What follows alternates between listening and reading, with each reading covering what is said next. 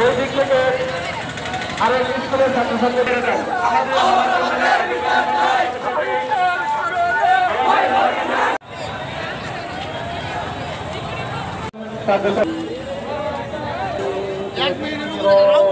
মধুপুরের কৃতি সন্তান অত্যন্ত মেধাবী শহীদ আবু বকর হত্যা মামলার প্রশাসনিকবৃন্দ, আমি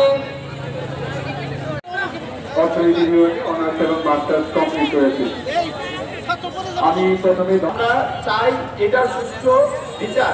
2010 সালে শহীদ আবু বকরের সুষ্ঠু বিচার হতো, তাহলে বাংলাদেশে আপনার ভারতের ছাত্রলীগ হত্যা করতে পারত না।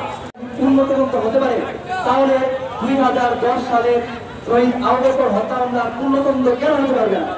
আবু বকর ভাইয়ের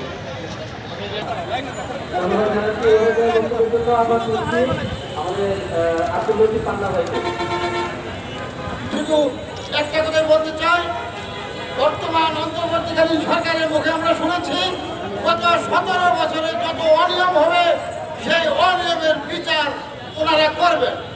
যেহেতু এটাও একটা অনিয়ম, আমরা এরও বিচার চাই। পুনরায় সুষ্ঠু তদন্ত ও নিরপেক্ষ বিচারে দাবি করছি। আজকে আন্দোলনের শুরু করতে চাচ্ছি যে সেই রায়টা আমরা মানি না। যেহেতু দ্বিতীয়বার বাংলাদেশ স্বাধীন হয়েছে, সকল কিছুতে সংস্কার আসবে। আমরা এই বিচারের সংস্কারের দাবিতে পুনরায় তদন্ত করে বিচার বিভাগীয় তদন্তের মাধ্যমে সেই বিচারটাকে আবার যেন আমরা দেখতে পাই এবং দোষী যারা তাদের যেন তারা যেন দৃষ্টান্তমূলক শাস্তি পায়। আজকের এই আন্দোলন থেকে এই শপথ হোক, আজকে আমাদের এই দাবি শুরুটা যেন দেখে যেতে পারি। আনোয়ার ভাই যেটা বললেন, আমরা যেন সেই বিচারটা দেখে যেতে পারি।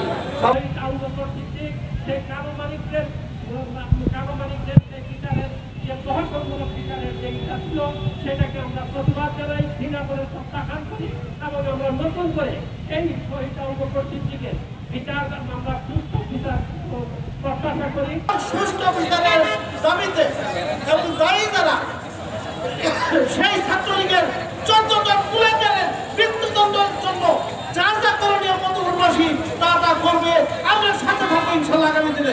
উপরে কষ্ট নিয়ে বলি আবু বকর আত্মহত্যা করে নাই, আবু বকরকে যে করে কেউ মেরেছে, যারাই মেরে থাকুক তারা দোষী, তাদেরকে দোষী সাব্যস্ত করে দৃষ্টান্ত করে শাস্তি চাই দেশবাসীর কাছে এবং প্রশাসনের কাছে।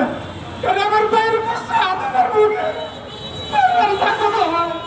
আমি ঢাকা থেকে ভাইয়ের লাশ নিয়ে আসছি, কিন্তু 7 টাকা আমি যদি জানতে পারি ভাইয়ের হত্যার বিচার তারা মামলা থেকে খারিজ করে দিচ্ছে, তাও জানতে পারি আমি 7 মাস পরে আমি বর্তমান প্রশাসনের কাছে দেশবাসীর কাছে একটা আবদার করতে চাই। আমার ভাই আত্মহত্যা করে নাই, সেগুলো কে আমার ভাইকে হত্যা করছে, কি অপরাধ ছিল, যারা হত্যা করছে তারা দোষী। আমি তাদের দোষকে সাব্যস্ত করে তাদের দৃষ্টান্তমূলক শাস্তি চাই। আজকে আমি এই পাইছি ঢাকা বিশ্ববিদ্যালয়ের একজন ছাত্র পড়াইতে কি খরচ হয় বা কি হয় এটা আপনারা যারা লেখাপড়া করছেন জানেন।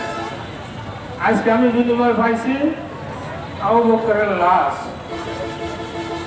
কে মানলো তাও আমি জানি না, আজকে কোনো বিচারও পাইলাম না।